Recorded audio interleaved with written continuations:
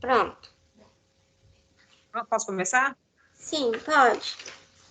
Bom dia a todos. Vamos dar início à apresentação do trabalho de introdução à profissão farmacêutica. O título é Descoberta do antibiótico, vacina da poliomielite, para o professor Dr. Fernando Boldrini, das discentes Márcia de Cássia Carvalho e Thaís Damascena Moura Travares. Próximo.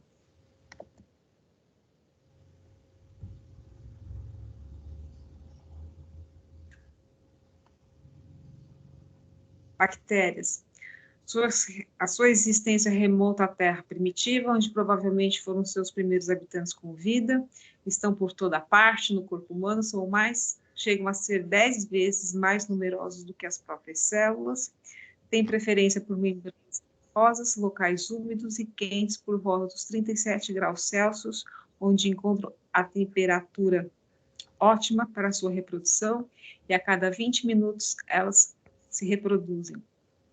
A maioria são inofensivas e úteis, como as bactérias da flora intestinal, que realizam a maior parte da tarefa digestiva. A minoria são patogênicas. Algumas produzem antibióticos de forma natural, são capazes de passar informação genética, tornando-se assim resistentes aos antibióticos, porque elas passam essa informação modificando seu próprio gene e transmitem às outras bactérias que estão ao lado. Também gostam de aglomerações, de guerras e de grandes êxodos humanos. Próximo.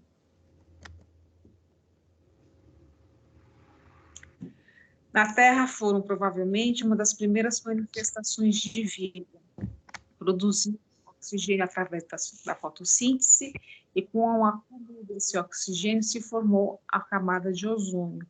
Essa camada, ela filtrou os raios ultravioletas, estabilizou a temperatura na face da Terra e propiciou mais tarde que formas de vida mais complexas pudessem se estabelecer nessa Terra.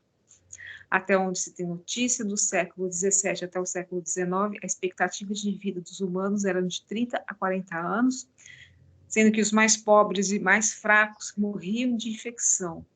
Era comum a morte também de recém-nascidos. Não havia tratamento para doenças infecciosas. O que existiam eram os internatos, os sanatórios, onde as pessoas contaminadas ficavam isoladas das pessoas saudáveis, esperando uma auto-recuperação ou até mesmo a morte. Tá? A sífilis era uma doença comum nessa época. O seu tratamento era feito com sais de mercúrio, altamente tóxico, e depois foi usado o arsênico e sais de metais pesados, ambos altamente tóxicos.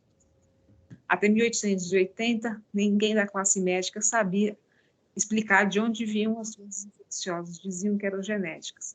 Mas também naquela época não existia o conhecimento da vida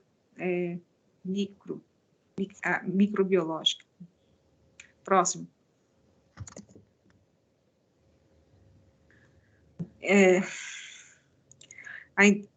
Paul Ehrlich coloriu com anilina e descobriu que os tecidos saudáveis não eram afetados, mas as bactérias mudavam de cor. Descobriu que era possível matar as bactérias de forma seletiva, recorrendo a corantes. Os cientistas, então, passaram a estudar os resíduos de alcatrão e de carvão, né, porque os corantes saíam disso, eram compostos de carbono que saíram do alcatrão e do carvão. De 1860 a 1870, produtos para reduzir a febre derivados do carbono, como os resíduos de carbono e do alcatrão. Alguns corantes são muito tóxicos, mas apesar da sua toxicidade, eles são eficazes para baixar a febre. Então, por conta disso, grandes indústrias farmacêuticas surgiram ao longo do rio Ródano e Reno. Por que nessa região? Porque eles eram próximos às indústrias produtoras de corante. Em 1920, Fleming, a partir da sua própria lágrima, colocada numa placa de cultura, uma placa de Petri, ele, junto com uma colônia de bactérias, ele observou o surgimento da lise.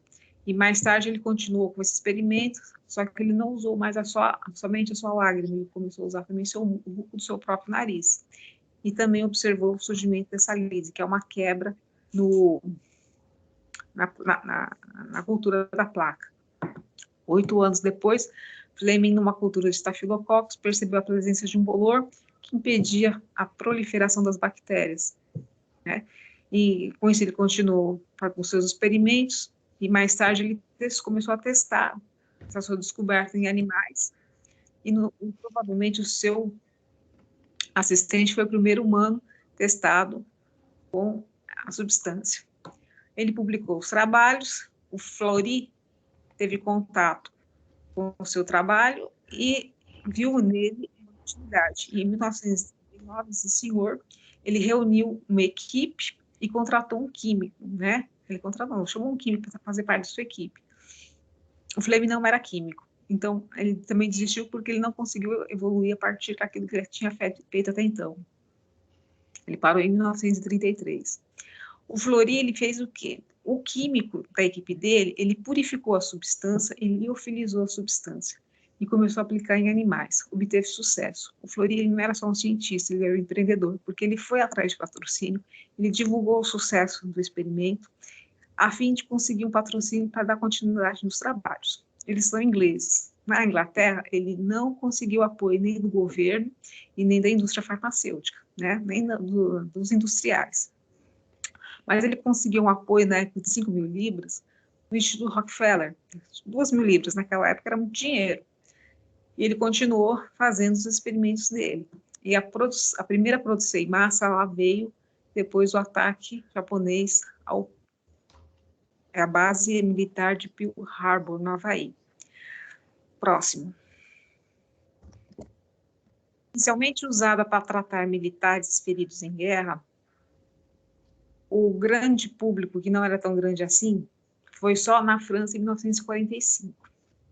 Nessa época, a penicilina era tão cara que os próprios pacientes que faziam uso da penicilina, eles cediam a sua urina para poder resgatar a penicilina que foi eliminada para produzir mais penicilina para outros pacientes, para a extração do medicamento a partir da urina.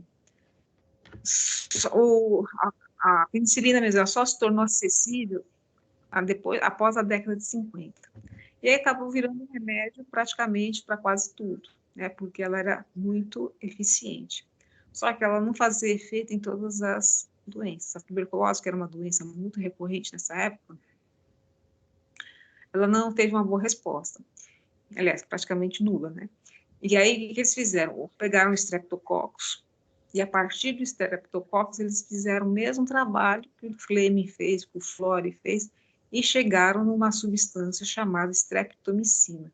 Essa sim, essa fez efeito na cura da tuberculose. E o resultado foi tão bom que os médicos achavam que o diagnóstico estava errado, mas não é, que o remédio realmente era eficaz. Tá? Atualmente, nós temos cerca de 100 tipos diferentes de antibióticos, tanto para o uso humano, como para uso animal, como em vegetais. Os veterinários, nessa época, com o sucesso do uso de antibiótico em humanos, eles começaram a usar em animais e também obtiveram muito sucesso. E com bactéria, a gente vive contaminado, eles começaram a usar também para as doenças dos vegetais, né, para ter uma melhor produção na lavoura. Né? Então, aqueles aviõezinhos que a gente vê na televisão, espalhando fumaça, aquilo ali é antibiótico. Tá? Só que o uso começou a ser indiscriminado, em larga escala. Então, o que acontece? Você polui o meio ambiente, né? E você poluindo o meio ambiente, o que acontece também? A bactéria é um organismo inteligente. Ela reconhece a presença do antibiótico e desenvolve um mecanismo em que ela modifica o seu próprio DNA e manda essa informação para outras células. Assim, ela não é ela mesma que fica resistente, como ela passa a resistência para as outras que não tiveram contato com o antibiótico. Tá? Então, ela propaga essa resistência para as outras células, para as outras bactérias. Próximo. A vacina que mudou o mundo. Antigamente não tinha vacina, ou seja, ocorreu muitas mortes. Por causa da rubéola, que é malformação congênitas, é um vírus que traz no feto com glaucoma, catarata, malformação cardíaca, retardo do crescimento e também por causa do E também tem um outro que é o poliomielite, que é um vírus também, né? Que traz uma consequência como o pé torto. O crescimento é diferente das pernas, dificultando a pessoa a andar. Como as pessoas não tinham conhecimento, começaram a criar mitos. Falavam também que falava assim antigamente, os mitos era a excesso de limpeza. Falam também se amarrar uma sacolinha na criança, não vai pegar esse vírus. Mas sabemos que vão. Agora sabemos como que pega, né? A rubéola, na verdade, é uma doença viral afetando adulto, criança e no feto tendo uma capacidade do vírus causar infecção, atravessando a barreira da placenta. E o poliomielite é causado por vírus. Também a transmissão é feita fecal, oral e oral.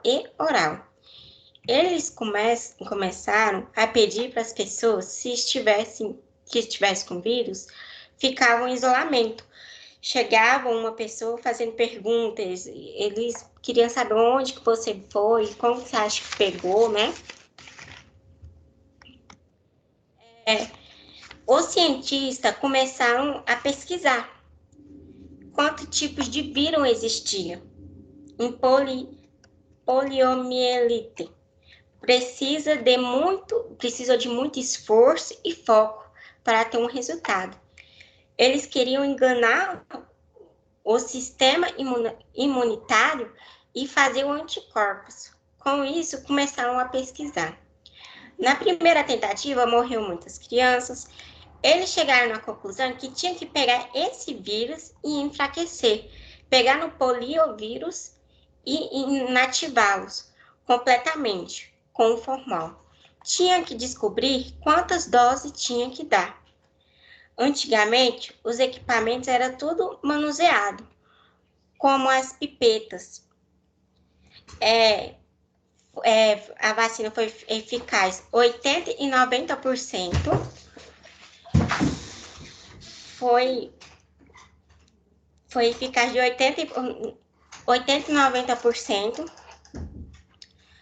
E eles ficaram muito felizes com essa vacina. Antes da Covid-19, as pessoas eram livres. Crianças brincavam pelas ruas, adultos conversavam nas praças, mas chegou num dia que o mundo parou. Por causa do Covid-19, que também é um vírus, esse vírus traz sequelas para as pessoas como perda do olfato, dificuldade de andar, respirar. Alguns sintomas são iguais da rubéola e poliomielite. Também não tínhamos conhecimento sobre o vírus. Os mitos que falavam também se comer um alho, se tomar melão caetano, tomar boldo, não ia pegar o Covid-19, não. Mas sabemos, na real, que o vírus é contaminado através das gotículas do vírus, sendo assim respiramos e é contaminado pelo vírus. Pela tosse também. Sendo assim, levamos a mão nos olhos e na boca. As células do Covid invadem a célula e se multiplicam, infectando crianças, idosos e adultos, podendo morrer ou sobreviver. Na Organização Mundial de Saúde, eles falaram que quem tivesse com o vírus era para isolar, eles tentaram frear, né? E começaram a questionar como, onde eles pegaram. Os cientistas começaram a tentar agilizar a vacina, porque, né, eles conseguiram, aliás, por causa dos equipamentos. Agora o equipamento é moderno, antes não era. Graças ao SUS, que é o Sistema Único de Saúde, disponibilizou a vacina para nós. Agora estamos começando a nossa rotina. Muito obrigada.